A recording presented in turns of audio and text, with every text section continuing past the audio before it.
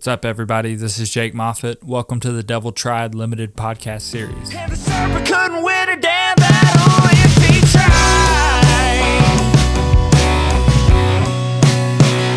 Lord, he tried, but he can't bring me down, not in this life. Yeah, the devil thought he won this war, but he lost this time. Here we are, episode 6 of the podcast. I'm super excited to get into this one. This episode, we will do less summarizing of the past episode and just move forward with what's to come in my country career. Quick summary of last episode, though. We went through writing Stick Stones and Sad Love Songs, my first country album under PB&J. Went through the creation of that album. Went through my personal life at the time, my mental health, all that stuff. So we left last episode off with me dating Macy for the second time, me releasing Stick Stones and Sad Love Songs finally, and then also what type of songs I was starting to write instead of these somber, sad, ultra hyper emotional love songs, moving into happier, more positive music. So let's go ahead and get started with the project that this episode is named after. That's Let 'Em Burn. To recap, I wrote a song called Let 'Em Burn in July of 2023. That song was about Macy and our story at the time and what I wanted our story to be in the future. Then me and Macy start dating again. This song kind of comes to fruition and things come true in it. And I'm like, okay, this is actually a song that could tell our story in a really cool way. So then I started working on a new project or set of projects.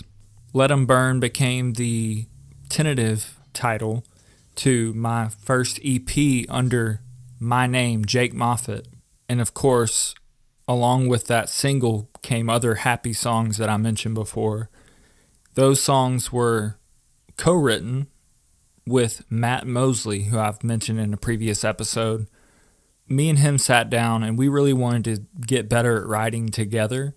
And I had already had a good amount of experience in writing, not just in hip-hop and rap music, but also with writing these country songs. So I was like, I'll help you get better. You can even help me get better by telling me where my ideas are stupid, what words work and what words don't, what chords work, which ones don't. So me and Matt started doing a weekly FaceTime call with each other where we'd write song after song after song. And then in between those FaceTime calls, I would still write music on my own, a lot of it pertaining to me and Macy's relationship. And then I would bring those songs to the FaceTime call and be like, what do you think about this? So Matt played a super integral part of this process of writing Let 'Em Burn, creating Let 'Em Burn. But I want to focus less on the writing of these songs and more of how was I going to record them? Was I going to do the same thing I did on Stick Stones and Sad Love Songs and do an acoustic version with me doing some vocals over the top of it? Of course not. I had to do something bigger and better. I had to get drums, I had to get bass, piano, strings, violin, mandolin, banjo, harmonica, all of that involved for me to be comfortable to release a new project. So I started talking around with my music buddies in Fort Smith and I was like, who does this around here? Like, who has a studio that's not a super expensive price, but also not a super professional vibe? I want to do this in the same sort of vibe that I do it in my home studio, in my third bedroom at home. But I don't want to do it there because it's not going to come out to be the quality that I want it to be. So my buddy Wally West, who I'll mention in next episode, he referred me to a guy nearby in the Fort Smith River Valley area. His name is Dylan Taylor. Dylan Taylor runs a studio called Juniper Studios, LLC. And I got in touch with him really early on, like probably Christmas or January of 2023. And I was like, I want to create this. I want to do this. I want it to be better than my last project. Sent him a link to my last project and he was like, oh yeah, we can do better than that. So started really writing these songs. Also was writing the project after Let 'Em Burn at the same time because I wanted to make the most out of a studio session, or if I was going to pay somebody to do 5 songs for me, why not pay him to do 15 of my songs, get a little bit better rate, get a little bit more commitment out of the engineer, get a little bit more commitment out of the artist. Everything works out better when you do it in more quantity and set a little bit more of a commitment time frame with it. So I was also writing songs for the next project after Let 'Em Burn. I digress. I'm getting in touch with Dylan Taylor from Juniper, and we set a time frame of April or May to start this thing. This was in January that I was talking to him, and April, May is about where we started. During that time frame between January and April, I was getting together who was going to do instruments on my album, who was going to, help me out with this. I was getting together how much that was going to cost. I talked to Macy's brother-in-law, Bryson Berry, who also had a brother named Braden Berry, and they played all sorts of stringed instruments: guitar, electric, mandolin, banjo, steel, etc. They were super talented with those things. I'm super talented with two things. I'm not even going to say super talented, but I'm talented with acoustic guitar and singing. That's my two cups of tea. So I needed people to help me out with this. And then also I had a recommendation from Wally for a drummer. His name's Tyler Slaughter. He ended up doing all of the drums for every song on Let 'Em Burn and The Devil Tried. The only piece that was really missing was a bassist. And I got that recommendation from Dylan Taylor, who recommended me to Logan Dooley, who was a local legend, you could say. I'm going to call him a legend because he did amazing on the bass for my projects. So this rounded out the artist I really needed for this project or this recording process. I ended up recruiting a pianist later for a song called Dancing Shoes and for a few other songs on The Devil Tried. But I had my artists ready and ready to record and dates scheduled, things like that. We start in April or May. We just start knocking songs out. I played acoustic for all the songs on these projects. So I laid the baseline acoustic guitar down for Let 'Em Burn, The Derby, Peace My Chaos, Dancing Shoes to Come Back. Then I laid a raw vocal on those that were definitely not the final vocal. And with that, we were able to bring the drummer, the bassist, the pianist, everybody in to put their musical and instrumental parts of the puzzle onto these songs. That way, Dylan, the engineer, could start mixing these songs ahead of time so that when it was time to do final vocals, it was almost like putting vocals over a tight beat, kind of like you would do in hip-hop.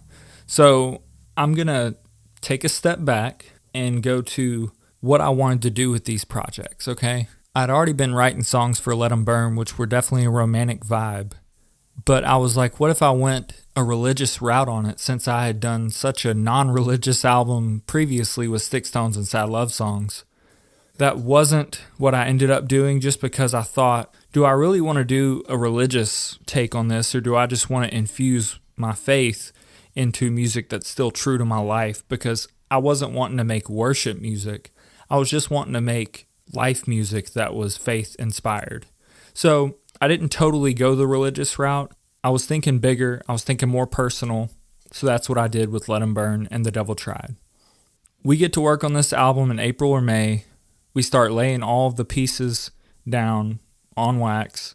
And I think the best place to go from here would be to just describe the track list of Let 'Em Burn. Let's go through a track breakdown of it, which is only 5 songs. So let's jump into it. Track 1, Let 'Em Burn. I've talked about that one a whole bunch. You already know the theme and the lyrics of it. I wanted it to be a transition from Sticks, Stones, and Sad Love Songs instrumentally, where it was just acoustic and me singing, into all the instruments and how they play a part in my music. So the first portion of Let 'Em Burn, the first half, was just me and my acoustic and a few, steel guitar inserts, almost like teasing what was to come. And then the end of the song was where the banjo, the mandolin, the upright bass, the drums, the electric guitar came in. Just a big ensemble of southern country music instruments all hitting the track at once. That's Let 'Em Burn instrumentally. It was super fun to create because it was the start of everything here. It was the first song we recorded. It was the first song that was planned to release. So we really attacked this recording process with like a priority-based effort. So Let 'Em Burn, that's track 1. Let's go into track 2, The Derby, in parentheses, For You. Me and Matt Mosley wrote this song because at one point, this was going to be one album. It was going to be The Devil Tried as the album. The Devil Tried and He Lost was the album name, right? I wanted the album to have two sides to it. One side being The Devil Tried with songs about gambling, songs about alcohol, songs about this and that, but more of a storytelling aspect to it, not like a I'm in this fight right now type of vibe. But The Derby was supposed to be a typical love-based country song with some steel on it, some 12 strings, some harmonica, things like that, but be about horses and horse racing and gambling on horses and that type of thing. There was also another song I had written called Casino.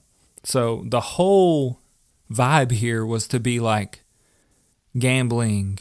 The devil tried with this and he lost with this, that type of thing. So that's where the inspiration for The Derby came from. And me and Matt sat down really and broke down this concept to its core, to the point where it was less about the gambling and more about the relationship with the girl. That's why the song turned out to be what it was. So like I mentioned before, the instruments on this song were harmonica from me, electric guitar from Dylan Taylor, 12-string from Bryson, acoustic from Matt. Matt actually recorded the acoustic guitar that landed on the final version of this song.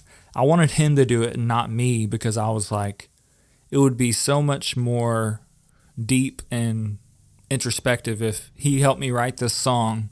He did the acoustic. It sounded different than the other acoustic that was on the entire project. So that was really my goal, was to get him involved instrumentally and not just with writing. But you had steel guitar from Bryson as well. You had bass from Logan Dooley, and you had drums from Slaughter. So that's The Derby, in parentheses, For You.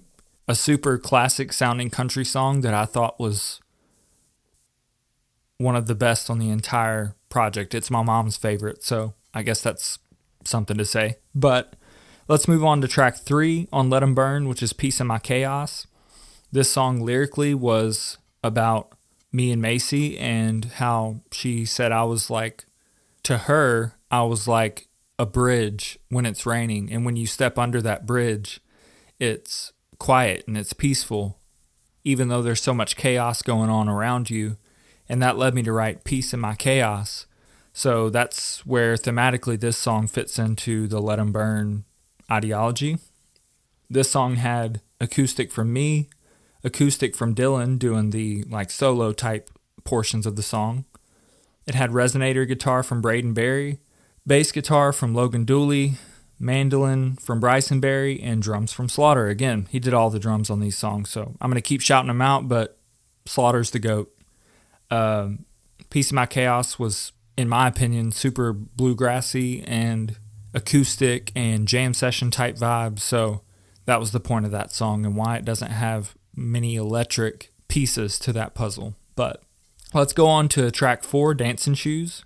The inspiration for Dancing Shoes was supposed to be like a Rascal Flatts piano love romantic banger, right? Not when it comes to tempo and not when it comes to the lyrics and all that. It wasn't a super party type country song, but it was supposed to be a romantic banger with a killer piano line. And to do that piano, I asked Dylan, did he know anybody? And he had a very close friend of his named Bailey Van come in and do the piano for Dancing Shoes, and he killed it. Bailey's part was exactly what the song needed to become what it ended up becoming. So kudos to him on that. It had electric guitar from Dylan Taylor, strings from Dylan Taylor, like a MIDI electronic string section. It had acoustic from me, of course, had bass from Logan Dooley. It had piano from Bailey Van, as mentioned before, and drums from Slaughter. So this song was written because I don't know how to dance, right? And Macy, famously in Bauxite, Arkansas, and within our families and everybody that we know, she's into dance. She knows how to dance. I don't. So Dancing Shoes was a song written about her teaching me how to dance. You can hear the two perspectives in the song going back and forth about that. But this song was meant to be like I'm learning how to dance, and at the same time I'm learning how to be in a relationship with you. I'm learning more about you. And that's the dichotomy of this track is I'm learning how to put on my dancing shoes, but I'm also learning how to dance with you in this relationship. And that's a really important part of a healthy relationship, is learning how to be with a person and how to love them the right way and all that good stuff. So that's Dancing Shoes. Let's move on to the final track on Let 'Em Burn, called The Comeback. The Comeback was probably the last song that I wrote out of this bunch. The Comeback thematically is supposed to speak to how me and Macy started dating the second time and how she's the comeback girl. The comeback girl, queen of everything. Want to open your heart and make space for me. That is the hook of the song. So The Comeback was supposed to be a jam session, live performance in a bar type vibe of a song. It was the most fun song to write in this whole process because it came to me the easiest. It was the easiest to put down words on a paper for. The Comeback was the most fun to record instrumentally. It was the one that as soon as I heard the first raw demo of it with my scratch vocal and all the instruments on it, I was freaking out. It was my favorite off of this project, 100%. So maybe the favorite for me out of all the 14 songs that came out of this process with Dylan Taylor as an engineer. So The Comeback had vocals from me, of course, acoustic from me, some acoustic solos from Dylan Taylor, harmonica from me, mandolin from Bryson Berry, bass guitar from Logan Dooley, banjo from Braden Berry, and drums from Slaughter. What I didn't realize about this song until after it came out, and I'm putting this on record not to get in trouble, but to honestly defend myself if anyone was ever to say that this song sounds like a more popular song called A Bar Song, Tipsy. Well, that song has the same exact vibe as this song. Really, mine has the same exact vibe as that one, but I hadn't heard that song until after I recorded and put this song on wax and was like, this is going on the album. And then I heard A Bar Song, Tipsy, and it was the same chord progression, which is not like a exclusive chord progression. It's 6 minor, 1, 4, 1, as far as Nashville chord tabs go. But it sounded so much like that song, and I ended up still putting it out because I was like, honestly, that type of vibe is popular. That type of vibe resonates with people, obviously. So I didn't feel too bad about it, but I'm putting that on record. So if anybody asks, why does it sound like a bar song? Well, it didn't sound that way intentionally. That's just what came out of the song. So me and Shabuzi are on the same brainwave as far as songwriting goes, or performing goes, I guess you could say. But that's The Comeback. It was super fun to make. Matt Mosley helped me write that one as well. And I didn't mention, but Matt Mosley helped me write Dancing Shoes too. So Matt was a part of 3 of the 5 songs on this project. Super glad he was able to be there with me on this ride because I was really learning how to write happy songs at the time. That was not an easy thing for me. So kudos to him. Thank you, Matt. You're the GOAT, along with everyone who helped on this album. But let's move on to when this project actually released. As I mentioned before, me and Macy started dating in October of 2023. I started creating this album in early 2024 as far as the writing process goes. I started recording this album in April or May of 2024. Started bundling this album up, getting it ready to release. Let 'Em Burn was the first single. That released on our anniversary, October 5th of 2024. And I had planned for the entire Let 'Em Burn EP to come out on December 20th, 2024, which her birthday is December 22nd. But I wanted to release those 2 pieces of music, or those 2 projects, being the single and the EP, on important dates in our relationship. Those being our anniversary and also her birthday. So those were released, and the story after that is to be told in episode 7. This is a lot shorter of an episode, of course, but Since 7 is my number and The Devil Tried has 7 primary songs on it, and that number is just important to me, I wanted to save everything about The Devil Tried for the last episode, episode 7. Thank you guys for listening to this podcast once again. I'm glad we're on the home stretch of this podcast. I enjoy doing this, but I realize I don't have that much of a podcast or talking voice for this. This has been fun, but I'm ready to get to the actual releasing of the music. That's what we're all here for, right? JX2000, Jake Moffitt wouldn't be here if it weren't for the music. So please share this with your communities on Snapchat, Instagram, Facebook, wherever you feel comfortable doing that. Thank you guys for listening.